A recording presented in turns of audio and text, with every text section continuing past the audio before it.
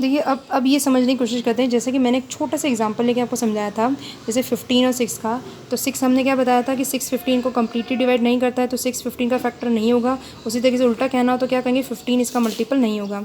But 12 को जब हमने 6 से डिवाइड किया था तो आपका रिमाइंडर 0 बच रहा था, तो 6 हमारा क्या होगा, 12 का फैक्टर हो जाएगा, या फिर हम कह सकते हैं 12 6 का मल्टीपल हो जाएगा। अब देखिए ये क्वेश्चन तो सिर्फ एक समझाने के पर्पज से था, लेकिन आपके यहाँ पे हम पढ़ रहे हैं पॉलिनोमियल्स का चैप्टर। तो देखिए पॉलिनोमियल में किस तरीके से क्वेश्चन आएंगे ये हमको चेक करना है। तो देखिए एक एग्जांपल लेके समझते हैं कि एक एग्जांपल दिया हुआ है कि 2x³ + x² + x, ये हमारा एक पॉलिनोमियल है जिसको x से डिवाइड किया। तो देखिए चेक क्या करना है कि ये जो x है इसका फैक्टर है कि नहीं। जिस तरीके से हमारा 12 डिवाइड बाय 6 किया था, उसी तरीके से ये आप समझ लीजिए ये कुछ 12 जैसा है, और ये जो डिवाइड है और ये 6 जैसा है।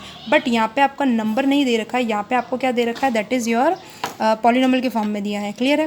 तो ये पॉलिनोमियल और डिवाइड बाय दिस करना है। तो देखिए x से डिवाइड करेंगे तो दिस अपॉन x लिखेंगे जैसे लिखते हैं, फिर इसको अलग लिखेंगे, इसको अलग लिखेंगे, इसको अलग लिखेंगे। 2x³ बाय x अलग कर दिया, plus right x² plus x अलग कर दिया, क्योंकि कॉमन ही है ना, पूरे को ये डिवाइड कर रहा है, तो ये इसको अलग लिख देंगे, प्लस x² बाय x लिख देंगे, प्लस x बाय x लिख देंगे। अब देखिए ये दोनों कट जाएंगे। अब आपको एक चीज़ पता होनी चाहिए, पिछले हमने इससे पहले वाले चैप्टर में पढ़ा था कि x³/2 है, इसको काटना कैसे है। तो देखिए ऊपर क्या है, x का क्यूब है, तो x का क्यूब मतलब x कितनी बार मल्टीप्लाई हो रहा है, 3 बार, और नीचे क्या है x, तो ये x कट जाएगा तो क्या बचेगा, x का स्क्वायर।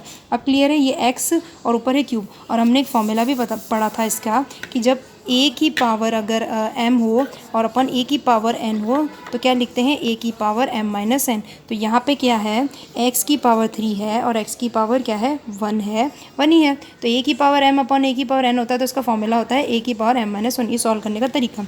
तो ये क्या हो जाएगा, x की पावर 3 - 1, तो कितना हो जाएगा, x की पावर 2।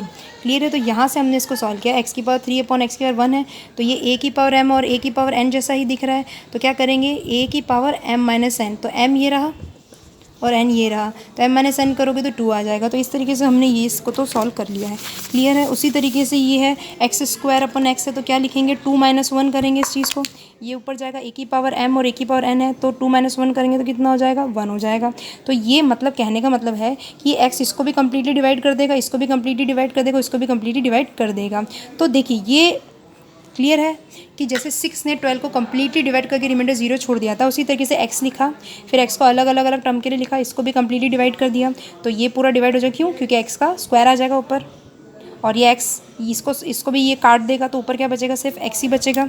क्लियर है। फिर यहाँ पे क्या हो जाएगा आपका, that is x by x है, तो दोनों क्या हो जाएंगे, कैंसिल आउट होकर क्या हो जाएंगे, 1 हो जाएंगे। क्लियर है। तो कहने का मतलब x ने पूरे इसको कम्प्लीटली डिवाइड कर दिया। अब एक चीज़ क्या समझ में आती है इस पॉलिनोमियल से, तो क्या हम कह सकते हैं कि x जो है इस पूरे का फैक्टर होगा, बिल्कुल होगा, क्योंकि x ने इसको भी, क्योंकि पूरे टर्म को डिवाइड कर दिया ना, तो डिवाइड ही कर दिया। देखो ये भली आपका क्या, आप सोचोगे यहाँ पे रिमाइंडर 0 तो आ नहीं रहा, देखिए उससे फ़र्क नहीं पड़ता, हमको बस ये चेक करना था कि जब आपने x यहाँ पे डिवाइड में लिखा तो इसने इसको भी डिवाइड सिंगल डिजिट में आ गया, कोई अपॉन में तो आंसर नहीं आए, ना इसका अपॉन में है, ना इसका अपॉन में है, ना इसका अपॉन में है, ना कि रेशनल नंबर में तो आंसर नहीं आ रहा है। तो x ने इसको भी डिवाइड कर दिया, इसको भी डिवाइड कर दिया, इसको भी डिवाइड कर दिया, हमने सेपरेटली डिवाइड किया है, तो ये हमारा आंसर आ गया। तो देखिए अब एक जनरली अब एक चीज़ देखिए, सारी चीज़ में क्या कॉमन है, x कॉमन है, तो यहाँ पूरी टर्म में से x बाहर निकाल लो। तो इस पूरी टर्म में से आपने x बाहर निकाल लिया, तो यहाँ पे क्या बचेगा, x बाहर निकाल लिया तो क्या बचेगा, अंदर क्या बचेगा, 2x² + x + 1। इसको सॉल्व भी करोगे तो यही मिलेगा। तो अब आपको चीज़ समझ में आ गई कि x जो टर्म थी इसमें सब में, इस टर्म में कितनी टर्म है, 3 टर्म है ना, इन तीनों के तीनों टर्म में x कॉमन था, तो x कॉमन था तो बाहर निकाल दिया, तो ये बचा। तो अब देखिए, तो अब हम कह सकते हैं कि x और ये और ये जो है इसके फैक्टर हैं। क्यों, क्योंकि जब आप इसको इन दोनों को आप पूरे को पूरे नीचे रखोगे तो ये इस पूरी टर्म को कम्प्लीटली डिवाइड कर देंगे। देखिए सिर्फ समझने के लिए कैसे क्वेश्चन आते हैं वो अपन देख लेंगे।